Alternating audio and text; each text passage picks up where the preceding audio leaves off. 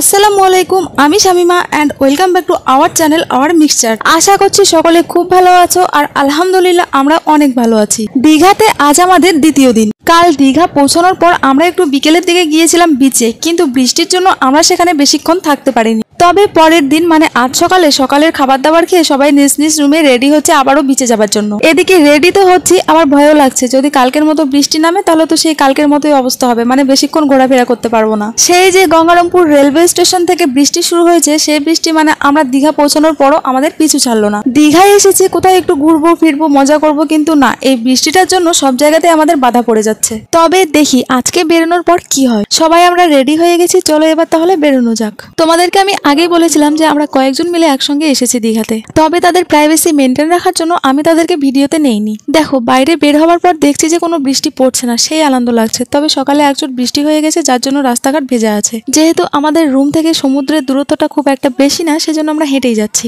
আকাশ মেঘলা আর কাছে সমুদ্র থাকার কারণে হাওয়াটা কিন্তু বেশ লাগছে। আমরা হাঁটছি আর নিজেদের মধ্যে বলাবলি করছি যে বৃষ্টি তো হচ্ছে না, এরকমই যেন থাকে, বৃষ্টি যেন এখন আর না আসে। হাঁটতে হাঁটতে আর গল্প করতে করতে দেখো আমরা সমুদ্রে চলে এসেছি। বাবা, দেখেছো কত লোকজনের ভিড়, বেশিরভাগ লোকই কিন্তু গ্রাম থেকে এসেছে সমুদ্র দেখার জন্য। আমরা গ্রামের লোকেরা পুকুর দেখে দেখে অভ্যস্ত, আর দেখো হঠাৎ করে এসেছি সমুদ্র দেখতে।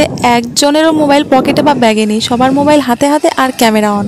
আমিও যতটা পেরেছি ক্যামেরা বন্দি করেছি, স্মৃতি হিসেবে থেকে যাবে আমাদের ইউটিউব চ্যানেলে। ঢেউগুলো যখন আসছিল তখন কিন্তু বেশ ভালোই লাগছিল, তবে সেটা ভিডিওতে দেখে সেটা ফিল নেওয়া সম্ভব না, মানে একদম কাছে গিয়ে বসে থেকে বা দাঁড়িয়ে থেকে সেটা তবেই ভালো লাগবে আর কি। ওহো, প্রথমে না আমি একটা কথা ভুল বলেছি। আমি বলেছিলাম যে সকালের খাবার দাবার খেয়ে আমরা বেরিয়েছিলাম, কিন্তু না, সকালের খাবার দাবার না খেয়ে আমরা বেরিয়েছিলাম কারণ বৃষ্টির জন্য। যদি বৃষ্টি নামে তাহলে তো আর ঘোরাফেরা করতে পারবো না, সেজন্য তাড়াহুড়ো করে আমরা সকাল সকাল না খেয়ে বেরিয়ে পড়েছিলাম। তবুও দেখো একটু একটু করে বৃষ্টি পড়তে শুরু করেছে আর আমরা হাঁটছিলাম ধাবাতে যাবার জন্য। দেখো চুলগুলো একটু করে ভিজেও গেছে। সমুদ্রের ধারে ওখানেই বিক্রি করছিল একটা কাকু ঘুগনি মুড়ি, সেখান থেকে অল্প একটু ঘুগনি মুড়ি খেয়ে আমরা চলে গেছিলাম একটা ধাবাতে। মুড়ি খেতে আমার ভালো লাগে না, সেজন্য তখন ঘুগনি মুড়িটা অল্প করে খেয়েছিলাম। ধাবাতে এসে অর্ডার করেছিলাম পেটা পরোটা আর আলুর একটা তরকারি।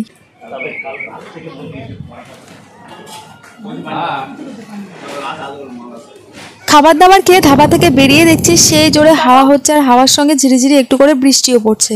এখানে গিম্বেলটা এক জায়গায় রেখে আমার ভিডিও থাম্বনেলের জন্য আমি একটু পোজ দিচ্ছিলাম, কেননা এখানে সবাই ব্যস্ত, যে যার মতো করে ঘুরে বেড়াচ্ছে। তবে ফেরার সময় রুমে অবশ্য আমরা একসঙ্গেই ফিরবো। এখানে দেখো দীঘা স্পেশাল আইসক্রিমটা খেতে গিয়ে কি হয়েছিল।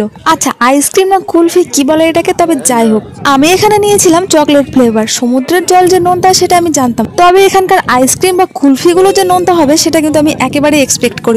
ফার্স্ট বাইটটা নেওয়ার সঙ্গে সঙ্গে কেন জানি না আমার একটু নোনতা লেগেছিল। তবে যাই হোক, কি আর করা যাবে। ও আমাকে বলছিল যে ও নাকি সমুদ্রে নামবে, মানে আমাদের সঙ্গে কিন্তু আরেকটা দাদাও তখন ছিল, মানে তারা দুজন নামবে সমুদ্রে আর আমাকে দিচ্ছিল তাদের মোবাইল পার্স এই সমস্ত কিছু।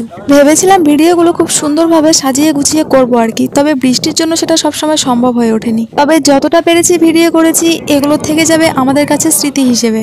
ওই দাদাটা আর ও সমুদ্রে নেমে গেছে, এনজয় করছে, আর আমি এখানে ওদের জুতো পার্স ছাতা এগুলো পাহারা দিচ্ছি। হয়তো ভিডিওটা আমি খুব একটা পরিপাটি করে করতে পারিনি, তবুও বলছি যদি আমাদের ভিডিও তোমাদের ভালো লেগে থাকে তাহলে অবশ্যই লাইক কমেন্ট শেয়ার এবং সাবস্ক্রাইব করে আমাদের পাশে থেকো। তোমরা সকলে ভালো থেকো, সুস্থ থেকো, দেখা হবে আবারও নতুন একটা ভিডিওতে। টাটা।